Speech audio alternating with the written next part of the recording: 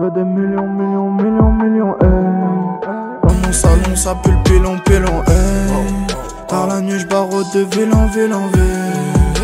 Car tout ça, c'est parce que moi, je veux des sorts. Je veux des billets dans mes poches, jusqu'à que ça déborde. Je fais sécher un tas de péchés sur la corde. Je suis au fond, mais t'inquiète pas, j'ai la forme. Je vois les larmes de maman quand je suis menotté à l'arrière de la forme. Salut tout le monde, c'est Gam Morrison. Aujourd'hui, je suis avec mon gars Riyad. Bien ou quoi? Tranquille et toi? Ouais, vas-y, déjà, je te laisse te présenter un petit peu. Moi, c'est Riyad, j'ai 21 ans. Je suis un rappeur de la province de Montargis. Et voilà. T'as commencé comment à rapper, toi, en fait? Moi, en vrai, je rappe depuis que je suis gamin, depuis que j'ai 10 ans. Mais voilà, dans une cave comme ça, un téléphone, que ça rappe, ça fait des freestyles. Et après, je me suis mis dedans vraiment. Ouais, il y a 2 ans, je crois. Vraiment, j'ai commencé à enregistrer, rentrer au studio. Essayer 2-3 trucs, quoi. Vas-y, toi, tu fais partie de la zone 106 aussi. Ouais, zone 106, de base. Avec Meta, Raki, Juni. Comment ça s'est fait, en fait, ça, que tu les as rejoints?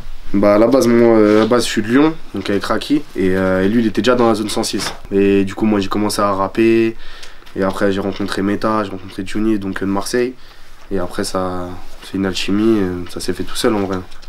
T'as fait des feats un peu ou t'es encore avec eux? Avec Raki, j'en ai fait 2, ils sont sur les plateformes. Avec Meta, on en a fait 1, mais je l'ai jamais sorti parce que j'étais éclaté dessus. J'étais éclaté. Ça veut dire, je l'ai jamais sorti en vrai. Vas-y, puis t'as sorti un EP aussi là, il y a quelques temps, non? Là, j'en ai sorti 3 en 1 an. Donc ouais. Donc j'en ai sorti 3, donc Big Love 2 et Big Love 2.2. C'est un peu une réédition de Big Love 2, mais il y a pratiquement autant de sons en vrai. Et du coup, voilà, en fait, c'était juste pour me tester, voir de quoi j'étais capable vraiment et de me chauffer, quoi. Alors aussi, du coup, sur ces EP, t'as fait quoi un peu comme style, tout ça, pour ceux qui te connaissent pas, tu fais quoi comme délire? En vrai, moi, j'écoute de la musique, j'écoute de tout, j'ai aucun style, je peux écouter du Marais Carré à du Bosch, à du Jul, à du Hamza.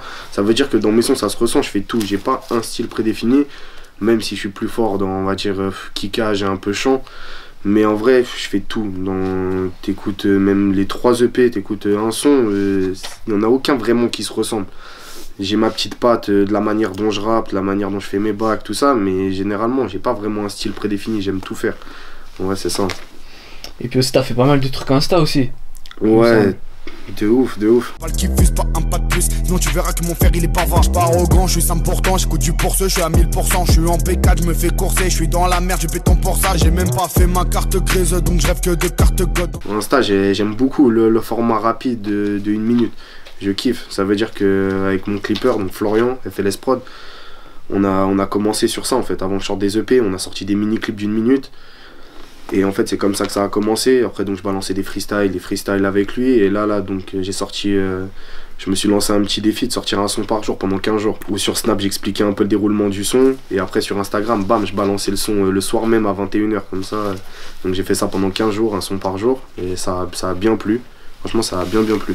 C'était pas trop dur de tenir le coup sur 15 jours? En vrai, c'est une galère de ouf. Quand j'ai commencé, en plus je travaille moi. Je travaille de 6h à 15h et après de 15h à 21h, fallait que je fasse le son entier, que j'enregistre chez moi, que je fasse le montage, que je le mette, que je fasse les sous-titres, fallait que je fasse tout en fait. Mais c'était une vraie galère, mais j'ai kiffé en vrai. C'était cool. Au rendu du coup, les gens, ça les a fait kiffer. Franchement, plus que je pensais. Moi je pensais que ça allait un peu marcher. Bon, après j'ai pas pris 50 000 abonnés, mais ça a bien marché. Les gens ils ont vraiment kiffé. Moi de mon côté j'ai eu de la chance, j'ai toujours eu de l'inspi, donc j'ai réussi à balancer pratiquement que des bons sons. Je suis déçu d'aucun son, donc franchement c'est cool de ouf. Tes inspirations dans le son, t'as des rappeurs, ils t'inspirent un peu ou c'est comment? En vrai, des rappeurs vraiment qui m'inspirent, je dirais Jul pour la détermination, la dalle en fait, la dalle, il a trop la dalle. Et après vraiment dans la plume et dans la manière de rapper, je dirais Sadek et Dossé. C'est eux qui m'inspirent le plus dans la manière de poser. Dinos aussi, et Dinos. Dans la manière de poser, la manière d'écrire, la manière de dire de dire quelque chose. Et vraiment, tu sens que c'est vrai. La manière de rapper, je pense, c'est cela. Toi, tu m'as parlé du clipper aussi qui t'avait fait, mais toi, tu vas où au studio généralement, toi? Moi, je vais jamais au studio. J'ai acheté tout le matériel et je fais tout chez moi de A à Z. À part les prods que je prends soit sur YouTube ou sinon j'ai des potes à moi qui me les envoient. Mais sinon, moi, je fais tout seul. J'ai acheté un micro, un casque, un ordi et j'enregistre tout chez moi tout seul directement. Pour la suite, tu vas continuer comme ça ou tu vas passer étape supérieure, trouver un studio ou quoi? En vrai, des fois j'enregistre chez un pote à moi, c'est Melo on the Track, et c'est autre chose en fait, c'est mieux. Après c'est bien d'enregistrer tout seul, parce que dès que t'as une idée, bam, tu peux la captiver direct, t'enregistres, t'es bien en fait. Mais après, quand tu veux vraiment approfondir, avoir vraiment une bonne qualité, parce que moi je suis pas un ingé-son, ça veut dire que j'essaie de mixer, mais je suis pas un ingé-son, ça veut dire que quand j'y vais dans un studio, c'est autre chose en vrai. Donc je pense que je continuerai pas comme ça. Ouais, tu vas te sentir un peu libéré, non? Quand tu es au studio, t'as C'est juste ça à en fait. poser. J'ai pas à me prendre la tête à tout faire en fait. Je fais juste ce que j'ai envie directement, et j'ai pas après à me dire putain, faut que j'apprenne à faire cet effet là, je veux cet effet là, faut que j'apprenne à faire ça. Des fois je passe des 8 heures sur un son parce que je regarde un tuto de 2 heures pour savoir comment faire un cut qui est efficace et tout. Ça veut dire qu'en vrai je me sens vraiment mieux au studio. Il y a la question que je dis maintenant, je la dis souvent aux rappeurs, mais si t'as un petit rappeur là sous côté que t'as envie de mettre en avant, tu dirais que c'est qui toi? En vrai, j'ai envie de mettre en avant, je dirais mon pote Ivory, mais il monte ça, donc franchement c'est bien pour lui.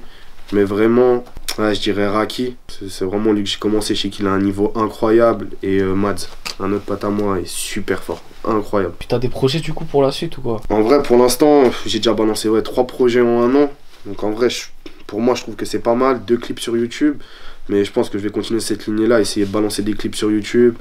Essayer de collaborer avec des artistes. Essayer d'un peu me faire connaître. Parce que malheureusement, des EP en vrai c'est cool, mais quand il n'y a pas grand monde qui écoute, bah ça sert pas à grand chose. Ça veut dire que je vais essayer de me développer autre part en essayant de faire des feats, essayant de balancer des clips sur YouTube, essayer d'innover, et voilà quoi. Sinon là on entre bientôt en 2021. C'est quoi ton objectif pour cette année là? Pour moi, mon objectif premier là, je sais pas, j'ai vraiment envie de passer un vrai niveau. Après, j'ai pas d'objectif d'abonner Insta ou même de signer, parce que des fois signer ça veut pas dire grand chose, mais j'ai vraiment envie de passer un niveau, me dire ok là c'est bien, j'ai envie d'arrêter de travailler.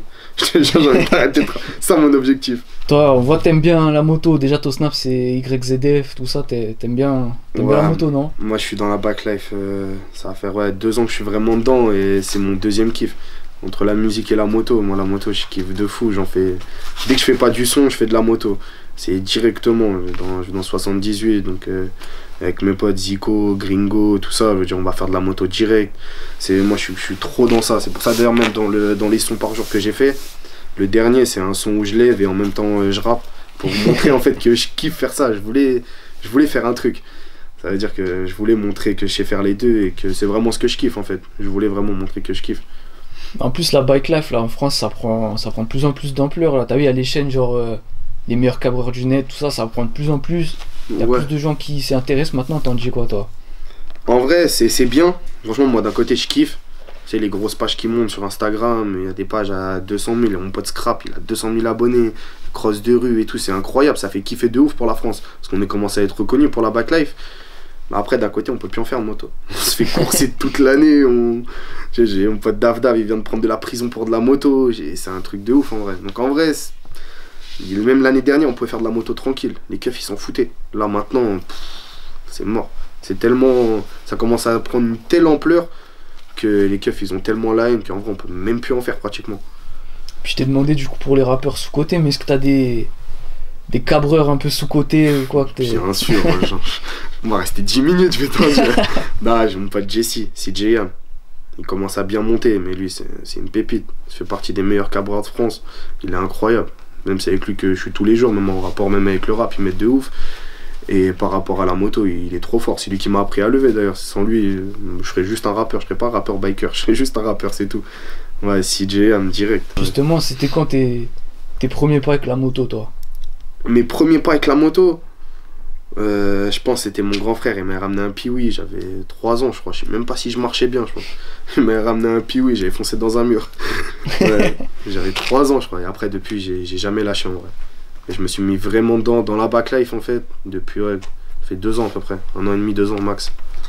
Et toi ton modèle préféré c'est en un, vraiment le meilleur? Là j'ai un 250 YZF 2019. Mais je veux un 450 YZF de 2021, là, je le veux de ouf. C'est-à-dire, je pense que je vais me le prendre. Mais pour ça, il faut que je perce. Parce que être livreur, ça paye pas trop. Donc, la dernière question, elle, c'est normal, j'ai dit dans toutes les vidéos. C'est quoi ton équipe de foot préférée? Paris. Paris, ouais. Ah ouais, Paris.